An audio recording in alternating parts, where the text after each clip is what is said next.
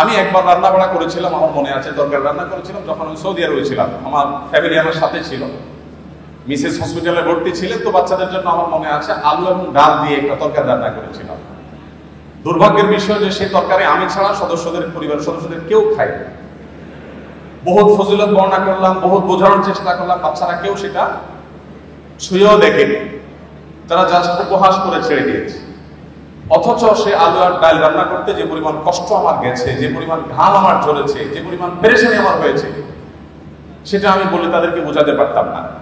তো আমরা যারা কথায় কথায় খাবারের দোষ ধরি, আমাদের নবী সাল্লাল্লাহু আলাইহি ওয়াসাল্লামের এই সুন্নাত থেকে শিক্ষা নেওয়া উচিত যে মা বোনদের, আমাদের স্ত্রীদের, মহিলাদের খাবার যদি কখনো পছন্দ হয় আমরা খেলাম, আর অপছন্দ না হলে আমি খেতে চাচ্ছি না অপারগতা প্রকাশ করলাম, আমরা দোষ ধরবো না। কঠিন, কিন্তু এই কাজটা আমাদেরকে করতে হবে যদি আমাদেরকে আদর্শ মুসলমান হতে হয়। আল্লাহ আমাদের সবাইকে সেই তৌফিক দান করুন। তো নবী করিম সাল্লাল্লাহু আলাইহি ওয়াসাল্লাম তিনি খাবারের কখনো দোষ ধরতেন না, আর খাবার খুব কম পরিমাণে খেতেন। অনেক সুন্নত আমল করা যায়, এই সুন্নতের আমলটা অনেক কঠিন। খাবারের পরে মিষ্টি খাওয়া সুন্নত, এরকম একটা কথা আমাদের সমাজে প্রচলিত আছে, যদিও এর কোনো ভিত্তি নেই। আমরা নিজেদের প্রয়োজনে খাবারের পরে ডেজার্ট খেতে ভালো লাগে, সেজন্য আমরা হাদিস বানিয়ে নিয়েছি যে খাবারের পরে মিষ্টি খাওয়া সুন্নাত। নবী করিম সাল্লাল্লাহু আলাইহি ওয়াসাল্লাম মিষ্টান্ন পছন্দ করতেন, মিষ্টি জাতীয় খাবার তিনি পছন্দ করতেন। এর মানে এই না যে যে কোনো খাবারের পরে আলাদা করে মিষ্টির জন্য তিনি ডেজার্টের অপশন রাখার জন্য বলতেন। আগে হতে পারে, পরে হতে পারে, মাঝে হতে পারে, মিষ্টি তিনি পছন্দ করতেন, সেটা ভিন্ন কথা। বাট খাবারের পরে মিষ্টি খেতে হবে আলাদা করে, এরকম কোনো কথা কোনো হাদিস দ্বারা প্রমাণিত হয় না। তো নবী করিম সাল্লাল্লাহু আলাইহি ওয়াসাল্লাম তিনি খাবার খেতেন পরিমাণে অনেক কম। আপনারা জানেন যে তার সুস্পষ্ট হাদিস রয়েছে, নির্দিষ্ট রয়েছে। তিনি বলেছেন আমাদের স্টমাককে 3 ভাগের 1 ভাগকে সলিড খাবার দিয়ে, আরেক ভাগকে পানীয় দিয়ে পরিপূর্ণ করতে, আরেক ভাগকে তিনি খালি রাখতে বলেছেন, এবং এটা আমাদের সুস্থ থাকতে সহায়ক ভূমিকা পালন করে। নবী সাল্লাল্লাহু আলাইহি ওয়াসাল্লামের এই সুন্নাহ লাইফস্টাইলের এই সুন্নাত গুরুত্ব আজকাল আলহামদুলিল্লাহ ওয়াজ করে বোঝানোর প্রয়োজন হয় না, বরং এই সুন্নাহর গুরুত্ব আমাদের সমাজে অনেকেই খুব সুন্দরভাবে বুঝতে পারে। দেখুন নবী করিম সাল্লাল্লাহু আলাইহি ওয়াসাল্লাম তার এই সুন্নাহ, এখন ডাক্তাররা আমাদেরকে বলেন যে পেট পুরে খাওয়া যাবে না, ওয়াটার ফাস্টিং করতে হবে, ইত্যাদি ইত্যাদি।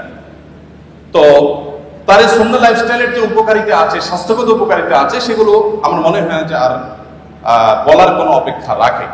নবী করিম সাল্লাল্লাহু আলাইহি ওয়াসাল্লামের এই সুন্নাহটির আমল আমরা মুসলমানদের চাইতে দুঃখজনক হলেও সত্য অমুসলমানদের মধ্যে বেশি দেখি। আমরা মুসলমানরা যতটা উদরপূর্ণ করে খেতে পছন্দ করি, বিশেষ করে বাংলাদেশে মানুষ আমরা যতটা উদরপূর্ণ করে খেতে পছন্দ করি, পৃথিবীর অনেক উন্নত দেশ আছে, সে দেশের মানুষরা আমাদের মতো এইভাবে গলা পর্যন্ত খেতে সাধারণত পছন্দ করে না। নবী করিম সাল্লাল্লাহু আলাইহি ওয়াসাল্লামের লাইফস্টাইলের মধ্যে আমরা দেখি, তার জীবনযাপনের পদ্ধতি দেখি যে তিনি এশার নামাজের পরপর শুয়ে যেতেন। কারণ নবী সাল্লাল্লাহু আলাইহি ওয়াসাল্লাম লা ইয়ানামু ক্বাবলা আল-ইশা, নবী সাল্লাল্লাহু আলাইহি ওয়াসাল্লাম এশার আগে ঘুমাতে অপছন্দ করতেন, এবং এশার পরে কথাবার্তা বলাটাকে অপছন্দ করতেন। নাহান নবী সাল্লাল্লাহু আলাইহি ওয়াসাল্লাম আনিস সামরি বাদা আয়েশা, আমাদের আয়েশা বলেছেন এশার পরে জেগে থাকা, কথাবার্তা বলা, আড্ডা দেওয়া, এটা নবী সাল্লাল্লাহু আলাইহি ওয়াসাল্লাম একেবারে অপছন্দ করতেন।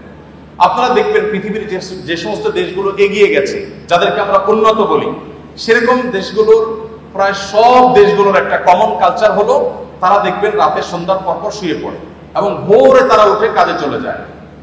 আমি যে সমস্ত দেশে যাওয়ার সুযোগ হয়েছে তার সবগুলো দেশে আমি একই চিত্র দেখেছি, ভিন্ন কোনো চিত্র দেখিনি। দুর্ভাগ্যজনক বিষয় যে আমরা বাংলাদেশ শুধু নয়, সমস্ত মুসলিম দেশগুলো, যতগুলো মুসলিম দেশে আমার যাওয়ার সুযোগ হয়েছে, সমস্ত মধ্যপ্রাচ্যের সব দেশগুলোতে প্রায় আমাদের লাইফস্টাইলটা হলো নবী সাল্লাল্লাহু আলাইহি ওয়াসাল্লামের এই হাদিসের এবং এই সুন্নাহর সম্পূর্ণ ব্যতিক্রম বা উল্টো। আপনি দেখবেন আমাদের দেশের কথা যদি বলি, টেলিভিশন চ্যানেলগুলো সবচাইতে হট এবং সবচেয়ে গুরুত্বপূর্ণ প্রোগ্রামগুলো সব থাকে রাত 9টা, 10টা, 11টা, এই সময়টা সবচেয়ে পিক টাইম, যেটা আমাদের আসলে ঘুমের টাইম হওয়ার কথা ছিল। আমাদের ঢাকা শহর এমনি জ্যামের শহর, কেউ যদি ঢাকা শহরের জ্যামের একেবারে পিক আওয়ার দেখতে চায়, তাহলে তাকে ঢাকা শহরে অফিস টাইমের শুরুর দিকে যেরকম দেখতে আসতে হবে, আবার সন্ধ্যার পর থেকে তাকে ঢাকা শহরে প্রবেশ করতে হবে, তাহলে সে জ্যামের পিক আওয়ার দেখতে পাবে। আপনি উন্নত অনেক দেশে গেলে দেখবেন যে সে সমস্ত দেশে সন্ধ্যার পর থেকে রাস্তাঘাট ফাঁকা হতে থাকে, রাত 9টা 10টা হয়ে গেলে রাস্তাঘাটে কোনো গাড়ি খুঁজে পাওয়া যায় না, সবাই ঘুমিয়ে পড়ে। তো নবী সাল্লাল্লাহু আলাইহি ওয়াসাল্লামের এই সুন্নাহকে তারা ফলো করেছেন, জেনে হোক না জেনে হোক, বুঝে হোক না বুঝে হোক, তার সুফল তারা পাচ্ছেন, আর আমরা ফলো না করে আমরা তার কুফল ভোগ করতে হচ্ছে।